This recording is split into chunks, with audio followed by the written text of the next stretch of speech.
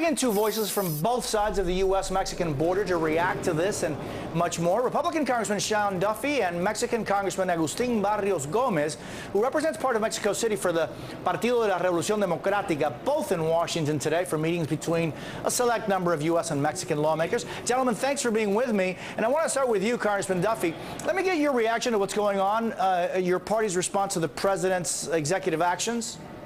Yes, well, first of all, Mr. Yoho's bill, which you discussed, that will probably pass out of the House. But as we both know, it'll go nowhere in the Senate. Harry Reid's not going to pick that up and move it.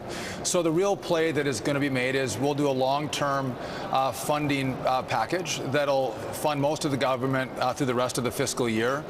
But we'll do a short-term package on Homeland Security so we can address some of the components of funding the president's executive action. And you know, Jose, I support immigration reform. I've been one of the voices in the House that thinks we need to get this done. But also I believe in our proper role as the Congress of passing laws and having the president enforce it. And I think there will be a movement to take money away from the executive action, giving us space to actually work together, House and Senate and President, to get a step-by-step approach to immigration reform done. But Congressman, I mean, really taking money away from the executive action when that executive action is self-funded, isn't that just kind of a waste of time?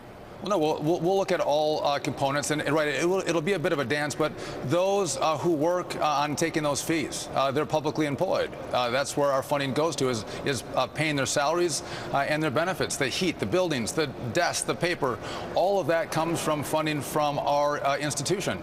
And so it's going to be a dance, but we think it's appropriate that we do this the right way, and it starts in the Congress. And if the president is not going to go through the Congress, but then come to us and expect us to fund it, I think he's a bit naive on that point. Congressman Barrios Gómez, appreciate your time. How is the immigration fight impacting the talks going on right now between you and American lawmakers?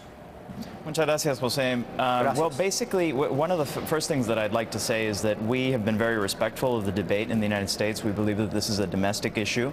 At the same time, obviously, it impacts millions of our citizens, and we want to come to a perfect agreement on how to do what's best for North America. And our talks were extremely productive. We went into all sorts of issues related to North American energy independence, with respect to North American competitiveness, and these are things that benefit both our countries.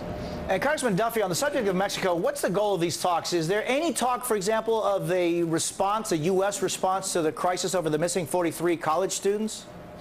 That came up in passing. Obviously, it's a big issue in Mexico, and the reforms they're taking, trying to address that is important. But Jose, if you look at how we can deal with our border, our security, and our two countries, it really comes from opportunity. It comes from prosperity. And we talked a lot about trade and the reliance that both of our countries have on each other as we compete as a region. Canada, Mexico, and the United States competing against India, China, Europe.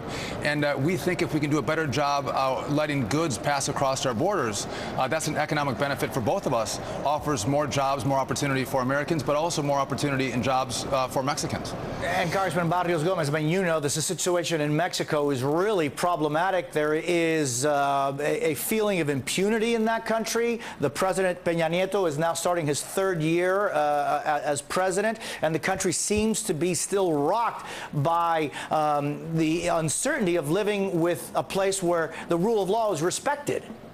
Mexico is a very big country. We've got 120 million inhabitants. We've got 2.2 million kilometers worth of territory. There are significant basic governance issues in certain parts of the country, and I want to make sure that we understand that it is localized. Guerrero has traditionally been a very difficult state.